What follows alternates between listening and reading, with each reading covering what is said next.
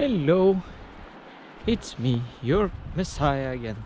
And today it's gonna be a little bit of a different trip because the clock is around 11, a bit past it, and I got this big ass backpack just for fun, of course. So our target is to get way up there. So yeah, let's see where this takes us. Just a quick little thought experiment about nothing. Well, it's literally about nothing. So nothing, it exists, right? Wrong, because if nothing exists, that means that nothing does exist. Nothing is something, and if nothing is something, it's not nothing, and therefore nothing does not exist. And that's kind of interesting, because if you think about it in that way, that means that everything exists. Everything exists. Because if you can think of something that doesn't exist, then it exists. And therefore, everything that has ever been thought of, or said, or done exists. So the phrase that everything exists, even nothing, is true. But it's also a paradox. And I think that's crazy. Yeah. Of course, that also depends on your definition of existing. Because let's say, does an idea exist, for example? If yes, then all the laws that we have created, human rights, do they exist? In a physical manner? Absolutely not. You can't touch human rights, or maths for that matter. But math, we say that math exists because the rules of math applies almost everywhere. And with that logic, we can also kind of prove that God exists, because if math exists and math is just an abstract construct, then God as an abstract construct, as an idea, also exists. Now, this argument also leads to the realization that unicorns also exist.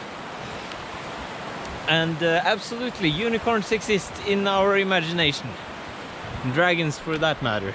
But with God, I think that everyone thinks it's kind of stupid, or I hope so at least, to imagine that God is something physical. That God is an old dude sitting on a cloud, being lost or hiding from us on some unknown planet to us. So God by definition is an abstract kind of idea, or a thing above the ideas. It's an abstraction of an abstraction. And so with that argument or thought pattern, then you can prove that God exists if you want him to. So just like with rules and laws that are not real or are real, depending on how you see it, you act as if they are real. You act as if you break the human rights, then something bad is going to happen to you. And therefore, religious people that believe that a God or some supreme being is real is actually better than not believing that they are real, because the God is something, or a God is something that you put above everything else. So a God for many can be money, or an ideology,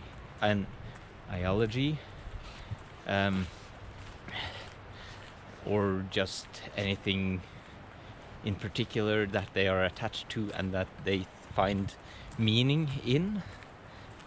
But if you place God, whatever God represents, as your God, or in the highest above yourself, then life is going to get much better, because God's will is always fueled by love, joy, humor, and all these pleasant feelings. It's not about being angry or destructive, but being angry and destructive is part of it also, because in order for you to love something, you have to hate something else. If you love life, then you have to hate death. Now that's a very dualistic point of view, and if you start to get into non-duality, you realize that everything is love, and life and death doesn't really matter. It's all just the same experience with different forms. So one shouldn't be afraid of anything. Should be serene in whatever position you're in. This is called yoga, and it's quite old, I would think. And now I'm figuring out where I need to go.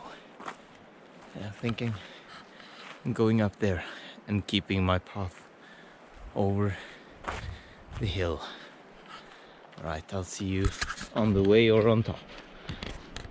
Also, what is kind of cool and profound with this reasoning is that we can argue that the biggest lie in the entire universe is that nothing exists. Because, as I said earlier, if nothing exists, then it's not nothing. So, and death is what we call nothing. And if death exists, I mean, you can observe death around you, but you can probably never experience it yourself, because then you would experience nothing, and then that would be an experience, and you can't experience nothing, because then you're experiencing nothing, and that's something in this sense. So no nothing is something, or something like that. It's pretty nice here. So I do like the saying that God is the creator, not the manager.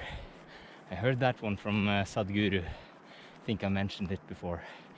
But even though he's not the manager, he can still come with suggestions, and he does it all the time. It's just that humans have free will, so we have to choose whether we want to take those suggestions to heart and execute them in the best way possible, or if we want to ignore it and do the things that fit our agenda more. So even though he's not the manager, he's coming with some tips and tricks mixed into daily life. Whew. Now, the plan was to do a little bit of paragliding down here. However, is it too dark? If it's too dark, then it's too dark. Anyways, I was going to do paragliding down there, but as I realized that I am protected from God, so I can do pretty much whatever I want, that also means that I'm protected against my own stupidity. So I'm wearing a helmet now as I'm walking down, because I, well, got cold ears, so yeah. So I'm just going to walk down again and be protected from my own stupidity and not needing divine intervention in order to survive to deliver you the messages that you need to hear. All right, I think that's gonna be it for this episode here. So yeah, I'll see you next time. Thanks for joining me. Bye.